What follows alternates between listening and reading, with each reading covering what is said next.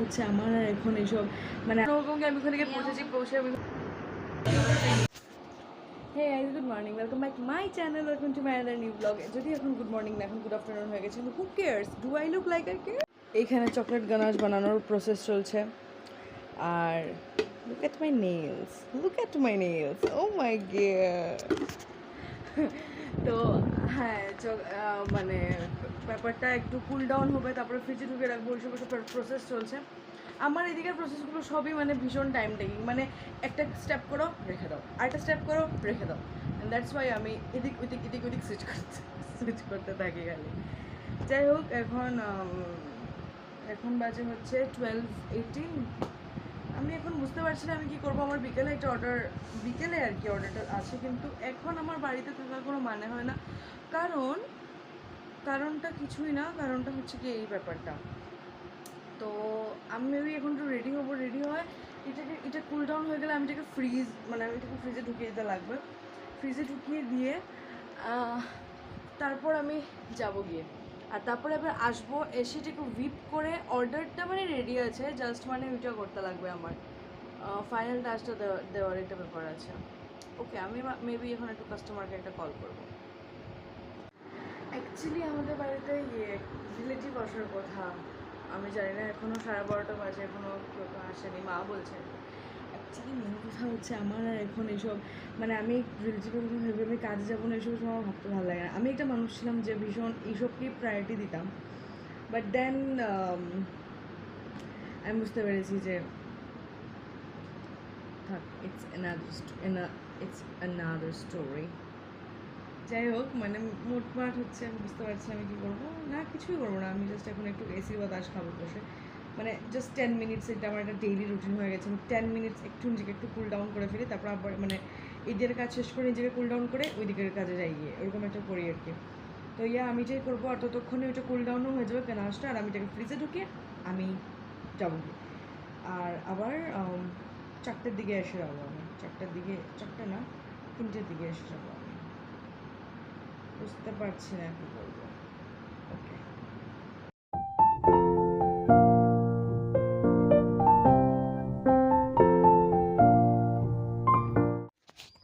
Order ready করে ফ্রিজিংয়ে বসিয়ে আমি এখন যাচ্ছি গিয়ে রেডি হয়। আবে, আর জাস্ট বিকজ এখন আমার ইমার্জেন্সি, তার জন্য আমি এখন টুকটুক পাবো না।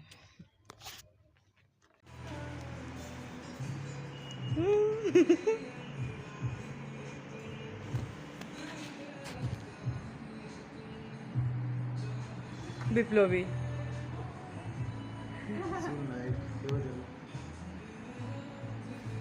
এরা তোর তো কি হয়েছে ঘটনাটা এরকম হয়েছে যে আমি তো রেডি হয়ে গেছিলাম গিয়ে, আর আমি জানি না মানে কেন আমার সাথে এটা হয়, আমি বুঝতে পারি না। আমি যতক্ষণ বাড়িতে ছিলাম ততক্ষণ আমি শুনতে পাচ্ছিলাম যে টোটোর পর টোটো আমার ঘরের সামনে দিয়ে যাচ্ছে। যেই করে আমি বেরোলাম, একটা টোটো পাচ্ছিলাম না। যে কোনো রকমকে আমি ওখানে গিয়ে পৌঁছে আমি ওখানে মারবো। ওখানে আমি 1 ঘন্টার মতন ছিলাম, কারণ ইউবরাজের একটু কাজে বেরোতে লাগছিল। তো তারপর আমি আবার 1-1.5 ঘন্টা পরে আবার বাড়িতে এসে রিলেটিভস যারা এসেছিলো ওদের সাথে একটু সময় আমার মানে থাকতে লেগেছে। তারপরে কি বলে, মানে অর্ডার প্রিপেয়ার হয়ে গেছে। এখন জাস্ট আমি ব্রাউনি প্যাক করবো, অ্যান্ড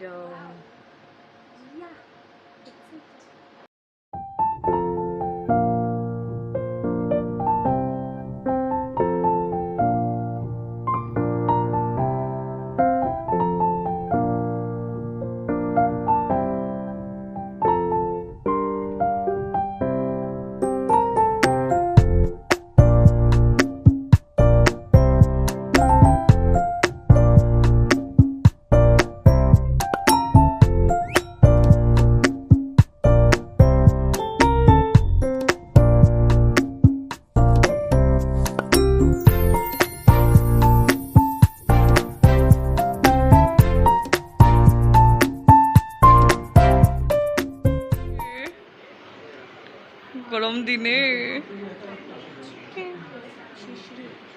হ্যাঁ নাকি বাড়িতে ঢুকে গেছি। Yeah that's the day update. বাড়িতে ঢুকে গেছি, আর কি বলবো, এক্সট্রা কি বলবো ভাই, এক্সট্রা কি বলবো, আমি বাড়িতে ঢুকে গেছি বাস, আর কি। রাত্রি বাজে 10:30 প্রায়। আমার ভাই বোন কিছু মানে সিবলিংস এসেছে, সিবলিংস বলে কি, কাজিন এসেছে। তো আমি এখন খাবো না, কারণ আমি উল্টো পাল্টা খেয়েছি একটু ওখানে, তো আমার পেট ভর্তি আছে, দুপুরে খাবো।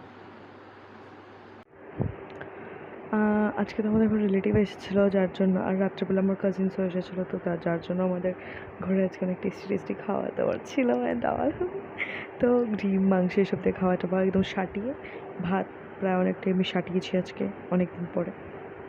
দুপুরবেলা আমি খাই না, রাত্রেবেলায় সব খেয়েছি। খেয়ে দিয়ে এখন আমি ঘুমিয়ে পড়বো। আমার খুব কথা বলার এখন আর কোনো এনার্জি নেই, 11:15 বাজে। আমি জাস্ট এখন ঘুমিয়ে পড়তে চাই।